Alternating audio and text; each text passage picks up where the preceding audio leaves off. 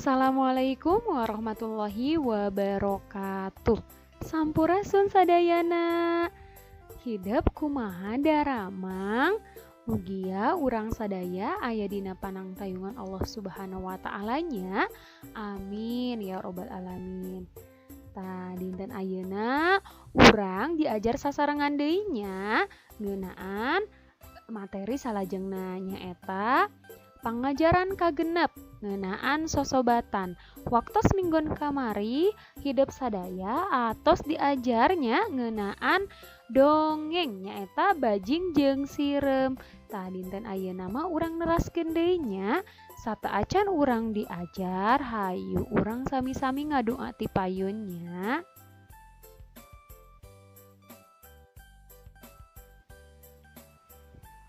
Alhamdulillah, mugi hidup di bumi sadayana atos ngadoanya. Tah dinten ayeuna teh urang atos lebet ka pangajaran genep materi anu salajengna nyaeta ngalarapkeun aksara gede atawa huruf kapital. Jadi pada hari ini kita akan belajar mengenai penggunaan huruf kapital. Nah, insya Allah Ibu yakin kalian sudah bisa semua ya, karena penggunaan huruf kapital ini sudah kalian pelajari juga di pembelajaran tematik atau bahasa Indonesia ya. Nah, sebelum itu Ibu akan menjelaskan penggunaan di mana saja huruf kapital itu ya. Oke, kalian simak dulu ya. Anu kahiji, aksara gede dipake pikeun nuliskeun aksara kahiji dina awal kalimah. Artinya, huruf kapital digunakan untuk menuliskan huruf pertama pada awal kalimat. Jadi, ketika kalian akan menulis kalimat, huruf pertamanya harus huruf kapital. Nah, begitupun ketika sudah ada akhirnya titik. Nah, jadi kalimat selanjutnya itu tetap harus menggunakan huruf kapital. Seperti itu. Ibu rasa yang ini kalian sudah bisa semuanya ya. Anu kadua, aksara gede dipake pikeun nuliskeun aksara kahiji dina awal kalimah cutatan langsung. Contona nu kahiji, manehna nanya, kunaon budak teh ceurik wae? Anu kaduana, cik pangmeulikeun tarasi, cek indungna. Jadi, poin kedua ini, huruf kapital digunakan untuk menuliskan huruf pertama di awal kalimah catatan langsung. Nah, seperti contoh ya, dia bertanya, kenapa anak itu nangis terus? Nah, seperti itu ya. Kunaon, huruf pertama pada kata kunaon itu harus menggunakan huruf kapital. Begitupun dengan kalimat selanjutnya. Seperti itu ya.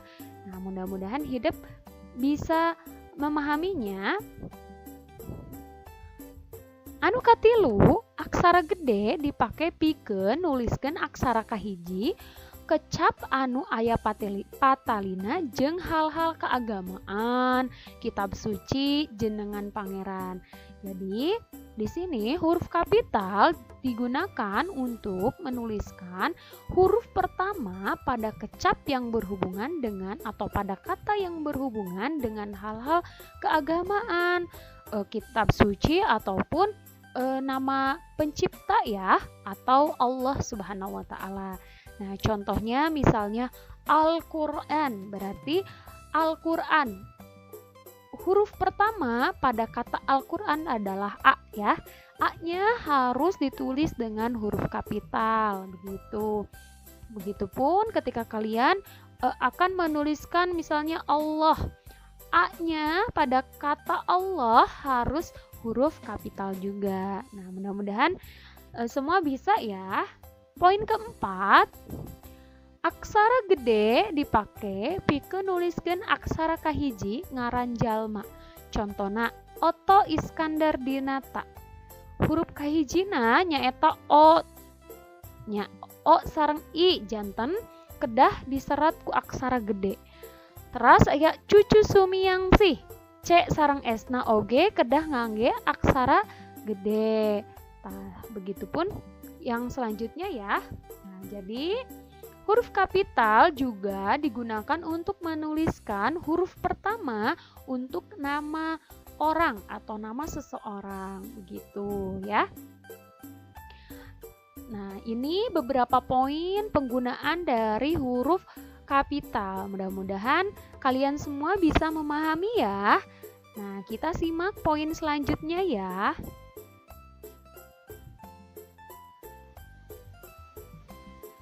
Pada poin selanjutnya yaitu aksara gede dipakai pikeun nuliskeun aksara kahiji ngaran kalungguhan atawa jabatan jeung pangkat.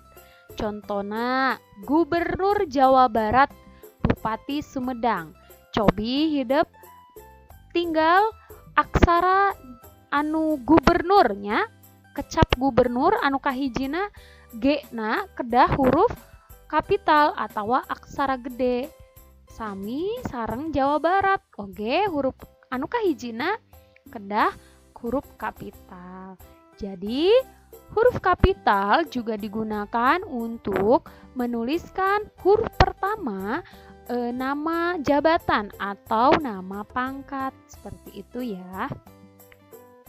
Poin selanjutnya, aksara gede dipakai pikeun nuliskeun aksara kahiji ngaran bangsa, ngaran suku atawa basa anu digunakeun di daerah tertentu ya. Contohna bangsa Indonesia, urang Sunda, bahasa Arab. Nah, ini juga digunakan ya huruf kapital itu untuk menuliskan nama bangsa, nama suku bangsa, nama daerah, nama tempat. Itu harus ditulis dengan huruf kapital, huruf pertamanya, begitu. Namun untuk tulisan bangsanya itu tetap huruf kecil. Nah, untuk nama negara, nama daerah, nama bangsanya itu harus ditulis huruf pertamanya dengan huruf kapital. Begitu. Tah salajengna aksara gede dipakai pikeun nuliskeun aksara kahiji ngaran tahun, bulan, poe, hari raya jeung kajadian sajarah. Contona tahun Hijriyah. Cobi hidup perhatoskeun Hijriyah. Hakna kedah diserat ku aksara gedenya. Terus bulan Mulud. Mulud M-na oge kedah aksara gede. Poe Jumaah J-na kedah huruf aksara gede. Poe Lebaran tah L-na kedah aksara gede. Perang Pasifik tah eta nu pertamana atau nu kahijina kedah huruf kapital. Jadi huruf kapital juga digunakan untuk menuliskan huruf pertama pada nama tahun, nama bulan, nama hari raya atau hari besar, dan kejadian-kejadian sejarah seperti contohnya tahun Hijriyah, bulan Mulud atau bulan Januari, bulan Februari, hari Senin, hari Jumat, hari Lebaran, Perang Pasifik, hari kemerdekaan Indonesia. Huruf pertamanya harus ditulis dengan huruf kapital. Nah, ini merupakan beberapa poin untuk penggunaan huruf kapital. Nah, barangkali nanti anak-anakku di rumah semuanya menemukan poin atau penggunaan yang lain, boleh nanti kita diskusi bersama ya. Karena poin-poin yang Bu Cucu berikan ini hanya sebagian besar dan pada umumnya yang sering digunakan. Nah, nanti kalau misalkan kalian ada informasi tambahan boleh nanti disampaikan ya. Oke, mudah-mudahan kalian semua juga bisa memahami apa yang sudah Ibu sampaikan. Nah, kita simak nanti contoh penggunaan huruf kapital pada kalimat ya. Nah, ayeuna urang tinggal sami-saminya contoh kalimat anu kedah nganggo huruf kapital atau aksara gede. Contoh nu kahiji, Ibu gaduh kalimahna kamari tatang ka Jakarta. Nah, huruf anu mana wae nya anu kedah digentos ngangge aksara gede teh Cobi urang tinggal sasarengannya. Kamari tatang ka Jakarta. Anu di kandelan ku ibu eta mangrupikeun kecap anu awalna kedah nganggo huruf kapital. Jadi ibu sudah mempunyai kalimat ya. Nah, kalimat yang pertama itu belum menggunakan huruf kapital, sedangkan yang bawah sudah menggunakan huruf kapital. Nah, ini merupakan kalimat yang sudah baik ya penulisannya. Nah, kamari itu K-nya harus menggunakan huruf kapital karena kamari merupakan awal dari kalimat ya. Tatang. Nah, tatang ini merupakan nama orang. Jadi T-nya harus menggunakan huruf kapital. K Jakarta. K-nya tetap, Jakartanya J-nya harus menggunakan huruf kapital karena Jakarta itu merupakan nama daerah atau nama kota. Jadi harus menggunakan huruf kapital. Jadi seperti itu. Mudah-mudahan kalian sudah bisa ya memahami. Nanti kita coba latihan soalnya ya. Nah, yang kedua, Bu Cucu punya kalimat Heri beli buku. Nah, kalimat yang betul harusnya seperti apa? Ada yang bisa? Nah, jadi iya, yang betul adalah kata Heri. H-nya harus menggunakan huruf kapital karena Heri merupakan nama orang, sedangkan beli buku itu tidak termasuk ke dalam poin-poin penggunaan huruf kapital yang benar. Begitu ya. Oke, kecuali kalau misalnya nanti anak-anakku menambahkan membeli bukunya di mana, misalnya di Bandung, boleh. Nanti diperbaiki lagi yang mana yang harus menggunakan huruf kapital, seperti itu. Nah, mudah-mudahan kalian bisa memahami ya. Nembe urang atos diajar ngeunaan aksara gedenya atau huruf kapital. Ayeuna urang diajar ngeunaan ngagunakeun ragam basa hormat. Dina basa Sunda aya 2 rupa ragam basa, nu kahiji teh basa loma, nu kadua basa hormat. Basa loma atau basa akrab biasana digunakeun ka babaturan anu sabaya atau kanu sahandapeun.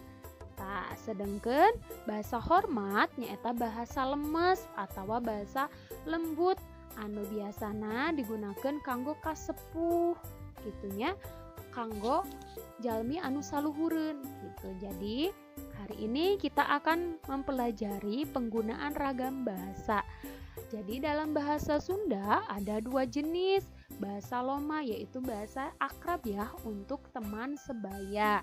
Sedangkan bahasa hormat yaitu bahasa lembut, bahasa hormat kita kepada orang yang lebih atas daripada kita usianya. Seperti itu. Contohnya bahasa loma alus. Alus dalam bahasa Indonesia yaitu bagus ya. Nah, bahasa loma untuk teman-teman boleh dengan menggunakan aduh baju kamu mah alus pisan ih. Nah, itu boleh ya digunakan atau disampaikan kepada teman. Namun beda halnya kalau kita menyampaikan kepada orang tua, kepada guru misalnya, tidak boleh dengan menggunakan alus ya, tapi harus menggunakan kata sae. Begitupun dengan kata-kata yang lain. Ini dalam tabel ini merupakan contoh-contoh dari ragam bahasa. Kalian boleh perhatikan ya. Nah, contoh-contoh yang ada pada tabel ini hanya sebagian. Masih banyak contoh-contoh yang lain. Nanti kalian boleh explore lagi, boleh cari informasi sebanyak-banyaknya melalui internet bahwa yang disebutkan ragam bahasa itu sangat banyak begitu. Nah, untuk lebih memahami, untuk lebih bisa dipahami gitu ya, kalian simak ya contoh yang akan Ibu berikan.